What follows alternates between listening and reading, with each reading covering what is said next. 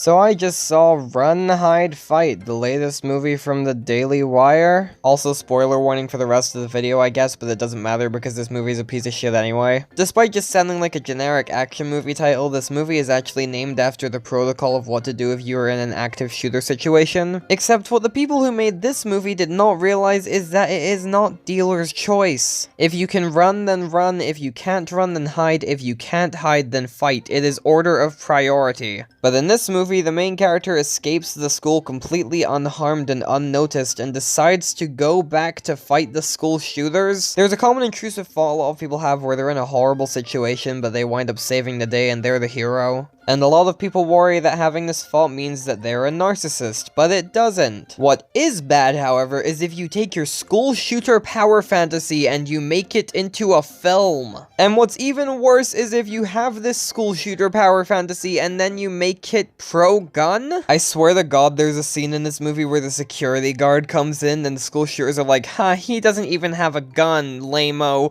And then he runs away and literally pisses himself. And he is never seen again for the rest of the movie. They're trying to pull the argument of, hey, you know what could stop a bad guy with a gun? A good guy with a gun, but it doesn't work. Also, what's really funny is that the Daily Wire did not pick this movie up until after it was fully completed, and by that point, multiple people were trying to remove their name from the project. You see, a lot of people started jumping ship as soon as the head of the production company behind this movie was accused of sexual assault by multiple people, and so the Daily Wire swooped in to save the day so they could give a voice to conservative cinema because the liberal agenda is silencing conservative cinema. And so guess who has an executive producer credit on this god-awful movie?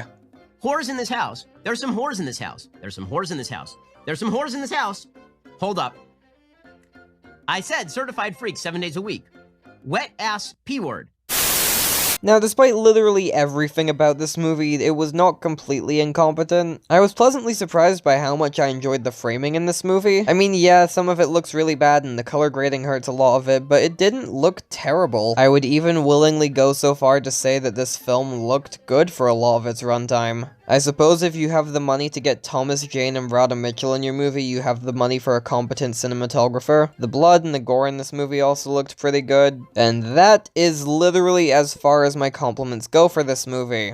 Every performance in this movie is next level shit. Everybody in this movie either underacted absolutely horribly or overacted to the point where it could be viewed as satire. There are multiple scenes in this film where I was wondering, why didn't you just get another take? There's a best friend character, and in case his performance didn't already suck, he constantly looks into the camera and just takes you out of it.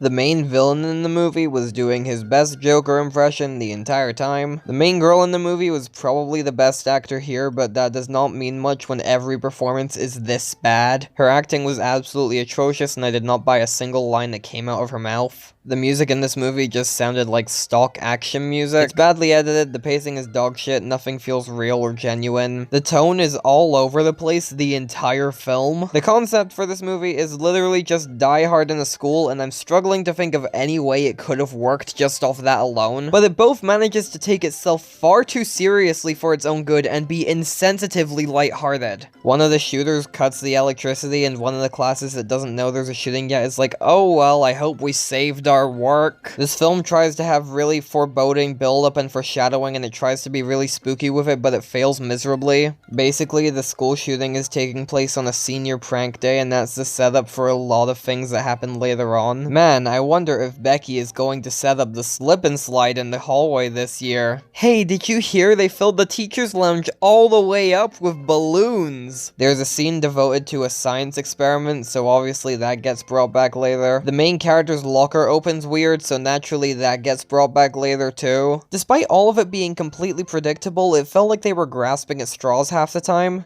There's a promposal during one of the classes, and the main character's other friend pretends to shoot themselves in the mouth, and we immediately cut to the next scene. There's no attempt at subtlety whatsoever, and it just feels like an insult to the viewer the entire time. Probably the worst aspect of this movie was the dialogue, especially everything that the main shooter villain guy says the entire film. Very early into the shooter situation, he kills someone and yells trigger warning. There's a character that he goes up to and he's like, hey, remember when you called me a fag in the hallway? Well, yeah, that was mean of you. And I am not even kidding, this is the exact line of dialogue. He says, who's the fag now? And then shoots him to death. It was quite honestly one of the funniest parts of the entire movie.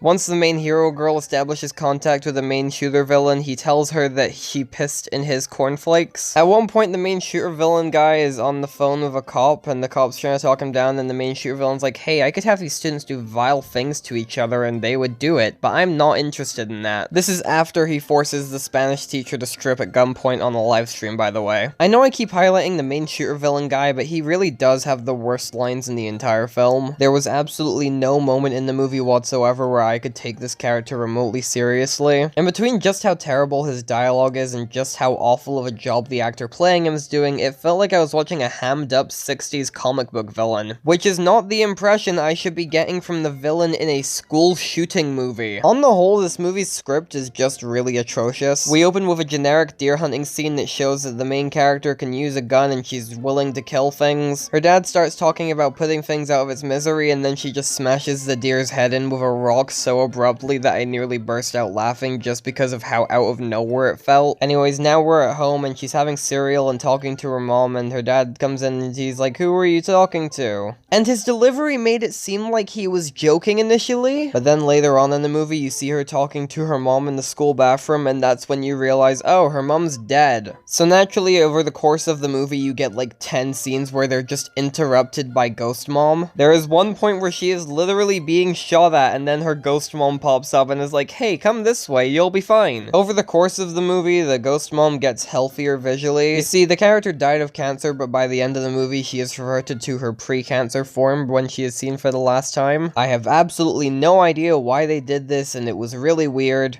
Whilst we're still at home getting ready for school, it is established that the main character does not have a phone because she's just too cool for that shit. Which was certainly an interesting way to write out the whole phone conflict in this movie. But what's strange is that like a minute after we find this out, her best friend shows up because they drive to school together. How do you two contact each other at any moment that you're not in school? How do you arrange any of this? Anyways, so later on we meet the girl who pretended to shoot herself in the mouth after the promposal, and we're in the class that happens in, and she's like, hey, main girl, listen to this song I'm working on. And so we are instantly told that this character has a working phone. Literally everybody in the movie except the main character has a phone, but this is the only one that's really that important. Anyways, when the initial school shooting happens, it's in the cafeteria, and a lot of the school still does not know. The main girl is in the bathroom, her friend who has a working phone who will be important soon is still outside of the school, there's a lot of people in classes. And so basically the shooters just drive through the wall of the cafeteria, and they get the attention of all the students in the cafeteria, and they're like, hey, check if there's anyone, like, close by or anything, but there's some students who are, like, right by where the door came through who are not in clear view of the shooters at all. They have no injuries, the attention is not on them, they would be able to leave so easily, but they don't. Anyways, the main girl finds out what's happening while she's still in the bathroom, and then she accidentally makes some noise, and so she has to escape.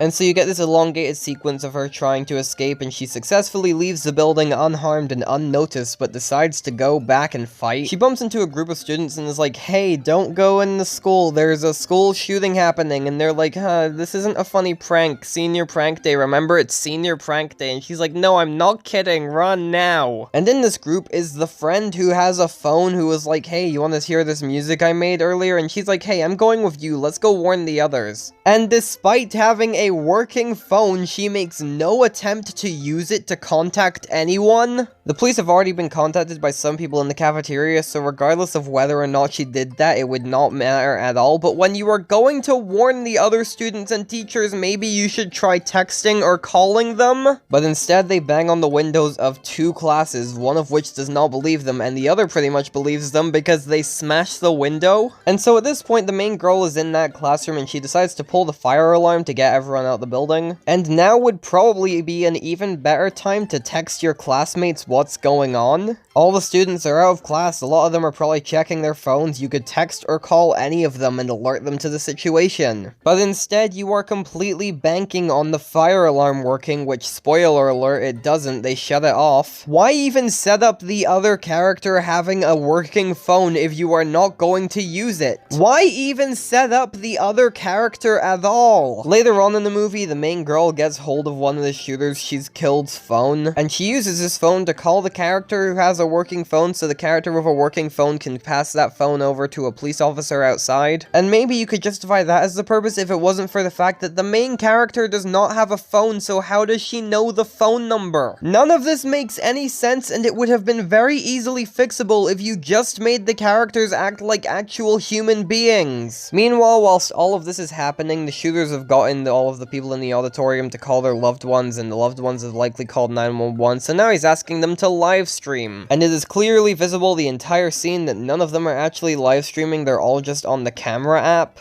Also, the shooters never actually check to make sure they're actually live streaming. Take a picture and send it to your classmates. Anyways, the shooters ask whose live stream has the most views, and shockingly, it's the best friend. Who could have seen this coming? And so now he's officially the cameraman for the school shooting. Meanwhile, the main girl is going around telling classes, hey, they're gonna round you up, you need to leave. But there's an explosion at one point, so she has to pretend to be dead, and now everyone else thinks she's dead because the shooter sent video of her dead. And she kills that shooter and incapacitates another one. Meanwhile, the main evil dude has taken the cameraman with him, and they are rounding up classes and taking them down to the cafeteria. At this point, there are lots of police outside, and there's a lot of news people outside, and there's a lot of concerned parents outside, and there's a lot of students outside. But that's not good for the main girl, because she's trying to get the science class and the science teacher out, but the news will be in direct view of where they're trying to get them out, so she calls them, and she's like, hey, don't do this, I need to get them out, can you, like, interview something else? And so we get this scene of a cop talking to the main shooter guy on the news as she gets all of these people outside, and the science teacher is helping her because earlier on in the movie the science teacher was like, hey, you've lost your spark, I know you're sad, but you were one of my best students and now you're not really that anymore, so I hope you get your spark back. So obviously they're working together now. And so the main guy catches on to what they're doing, and he's like, hey,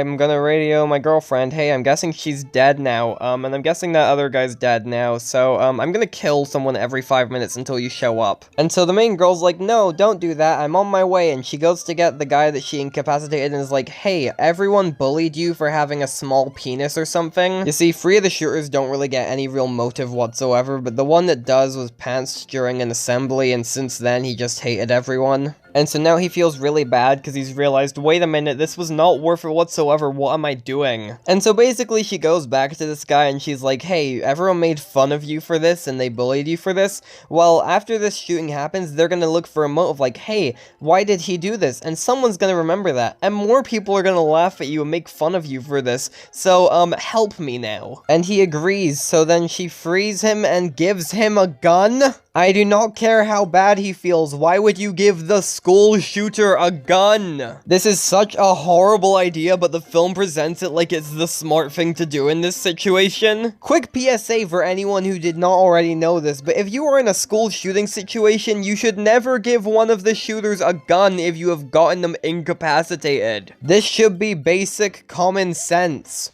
So anyways, she goes to the cafeteria with the other guy, and he's like, hey, this is over, and then he shoots a big round at them, and then he gets shot, and the main girl escapes with the cameraman. But whilst all this is happening, one of the parents outside of the school is her dad, and so he's gone up to a hill nearby the school completely unnoticed by everyone, and is now looking in with a sniper rifle. Again, they're trying to enforce that a bad guy with a gun can be defeated easily by a good guy with a gun thing. But not only is it a quick insight into how terrible gun control is in America and how terrible the security is, but when the girl and the cameraman escape, one of the shooters goes after her and the other stays alone with the people in the cafeteria, and the dad has a clear shot on him and doesn't take it. I understand that you were concerned for your daughter, but could you not just kill the guy? Anyway, they ditch the phone so they can't be followed, and the cameraman guy's been shot badly, so they get to a room and they lay him down. And they both talk about how they love each other, and then he's like, hey, I have to tell you something, and she's like, no, you're gonna be fine, you're gonna be fine. He's like, no, it's not another I love you thing, there's a fucking bomb in the cafeteria. And she's like, oh shit, there's a bomb in the cafeteria, I gotta go do something. And so she leaves him there safely, and then gets the attention of the shooter who's chasing them, and takes him up to the science science room, and they scuffle up there for a bit, and then he's about to kill her, and then Sniper Dad saves the day at the last second, and the daughter looks down at him overjoyed through a green-screened window. And then she takes the shooter's phone and is like, haha, I killed your friend, it's just you now, teehee. And then on the way back to the cafeteria, she gets the live streaming phone and starts talking to the shooter guy through that as well. And she's all like, no one's gonna remember you for this, they're all gonna remember me. Haha. You know, just in case you couldn't already tell that this was a narcissistic hero complex school shooting wet dream of a movie. And so the main shooter guy takes one of the students and is like, hey, take this barrel this way with me, let's go, everyone else stay here, and he just leaves them all there. And they actually stay there for some reason. And the main girl gets to the cafeteria and is like, okay, everyone, let's go, there's a bomb in here, you all need to leave now, and they all get out safely. And the main girl's still running around the school looking for people, but she gets arrested because they think she's one of the shooters initially. But then outside the school, the main cop guy's like, hey, you did something really admirable in there, and she's like, did the main shooter guy die? You see, the main shooter guy was making the student carry a bomb to another area of the school, and on the way there, the main shooter takes the guy's hat, and it's immediately obvious to everyone watching what's about to happen. And so the main cop guy's like, oh yeah, he died in the explosion, he's definitely dead, he deserved it, he had it coming, he only had himself to blame. And so everything's really happy, and she's talking to her dad now, because he's outside the school too, but then she sees from a distance the main shooter guy running away with a hat on now. So she goes and gets her dad's rifle and follows him and shoots him. But the cinematography is not consistent in this scene whatsoever. There are 3 shots in this scene from the view of the viewpoint on the sniper. The first 2 are actually where she's aiming from, and so it's understandable. But the third one is from a completely different angle, and they just left the viewpoint on the shot. This is absolutely fucking embarrassing. At this point, she recites what her father told her before she bashed in the head of the deer. And it seems like she's gonna do that, but then she bashes beside his head and is like, oh, I'm gonna leave you to die, teehee. This is the kind of thing that you would expect to happen as narration, but she just says it to him. And then she leaves, and then she tells people, hey, he's down there, by the way. And then the film ends. I think it's pretty obvious that this movie was kind of a disaster, but quite frankly, at the very least, I'm glad it was entertaining. There are definitely scenes that are not entertaining, and the pacing is a bit all over the place, but overall, I had a great time making fun of this movie. If you want to watch this movie unironically, maybe just don't. And if you have any school shooting related trauma, absolutely avoid this movie like the plague, because ignoring the fact that I had a lot of fun with this movie, it is incredibly insensitive and tone deaf, and it parades around the character actions in this movie as if they are not all incredibly stupid ideas that you should never do in real life. What I will say is that if you do want to watch it, do not watch it through the Daily Wire. There are a lot of people uploading this movie on YouTube, and every time it gets taken down, someone else just re-uploads it. That's how I saw it. Do not support the Daily Wire for reasons that should be obvious. I say, even though I'm genuinely excited to see what other garbage movies they come out with. If you enjoy things that are bad, then maybe check this one out, but otherwise, skip it. It wasn't good. And I'm giving Run, Hide, Fight a 2 out of 10. That's the end of this video. Like, share, subscribe. I'm bad at outros, and I'll see you in whatever I do next.